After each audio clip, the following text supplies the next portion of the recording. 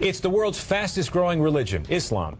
The Chicago area alone, home to an estimated 400,000 Muslim faithful. Tonight, why some people are making the switch to a religion many Americans have trouble understanding. Mark Saxenmeyer has our special report.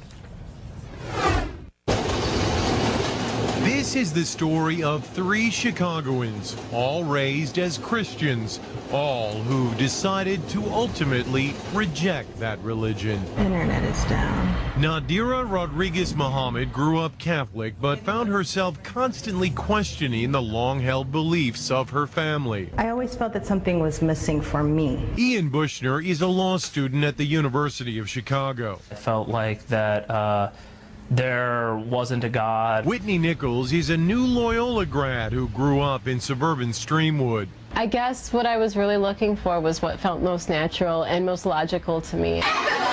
When Nadira entered high school in the mid-1990s, she became friends with a group of Muslim girls. They just had this level of contentment and a sisterhood that was, I wanted to be a part of that. Ian drifted towards the Muslim students at his high school as well. I remember defending some of my friends at school from accusations, after 9/11. And then I started reading the Quran. I said, oh, here is a form of God that I've never been presented before. After September 11, the interest actually increased. Dr. Assad Basul is professor at Chicago's Islamic American College.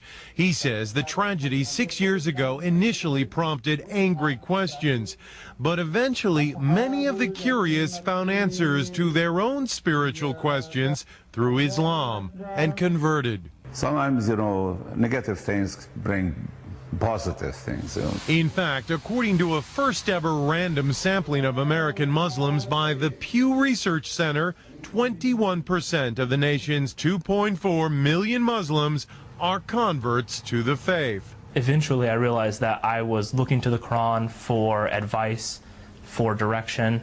And at the point that you believe that the Quran is revelation from God, then you're a Muslim. The conversion has meant many changes in their lives. Ian prays 5 times a day. You'll finish a prayer and realize, I've just screwed something up. I've done something mean to somebody. Let me go back and correct that. Nadira wears the scarf, or hijab as it's called. It is part of my character, modesty.